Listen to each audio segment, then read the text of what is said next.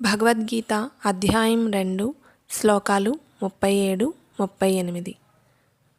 హతో వా ప్రాప్స్యసి స్వర్గం జిత్వా వా భోక్ష్యసే మహీం తస్మాదుత్తిష్ఠ కౌంతేయ యుద్ధాయ కృతనిశ్చయః. హతో వా ప్రాప్స్యసి స్వర్గం జిత్వా వా భోక్ష్యసే మహీం తస్మాదుత్తిష్ఠ కౌంతేయ యుద్ధాయ కృతనిశ్చయః.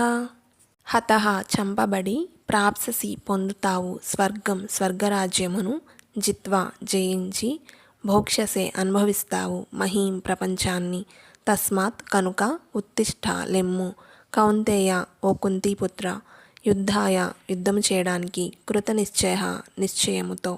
భావం: ఓ కౌంతేయ, నీవు యుద్ధరంగంలో వధింపబడితే స్వర్గలోకమును పొందుతావు, లేదా జయిస్తే భూతల రాజ్యమును అనుభవిస్తావు. కనుక కృతనిశ్చయుడివై లేచి యుద్ధం చేయవలసింది.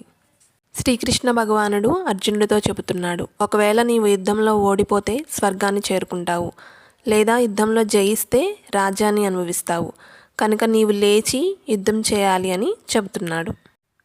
తదుపరి శ్లోకం: సుఖ దుఃఖే సమే కృత్వా లాభాలాభౌ జయాజయౌ తతో యుద్ధాయ యుజ్యస్వ నైవం పాపమవాప్స్యసి. సుఖ దుఃఖే సమే కృత్వా లాభాలాభౌ జయాజయౌ తతో యుద్ధాయ యుజ్యస్వ నైవం పాపమవాప్స్యసి.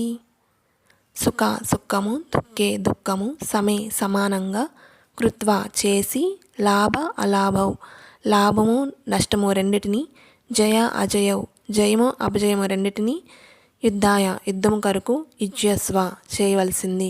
ఏవం ఈ రకంగా, పాపము నా అవాప్స్యసి పొందవు. భావం: కృష్ణుడు అర్జునుడితో చెబుతున్నాడు, సుఖ దుఃఖములను కానీ, లాభ నష్టములను కానీ, జయ అపజయములను కానీ పట్టించుకోకుండా కేవలం యుద్ధం కొరకే నీవు యుద్ధం చేయవలసింది. ఆ రకంగా చేయడం వలన నీకెన్నడూ పాపం కలగదు. కృష్ణ భక్తిభావంతో చేసే పనుల్లో సుఖము లేదా కష్టము కానీ, లాభము లేదా అలాభం కానీ, జయము అపజయము అనే భావన ఉండదంట. మనం చేసే ప్రతి పనిలో కూడా రిజల్ట్ ఆశించకుండా, సుఖాన్ని వచ్చే కష్టాన్ని గురించి కానీ, జయం వస్తుందా అపజయం వస్తుందా అని ఆలోచించకుండా పని కొరకే మనం పని చేయాలంట.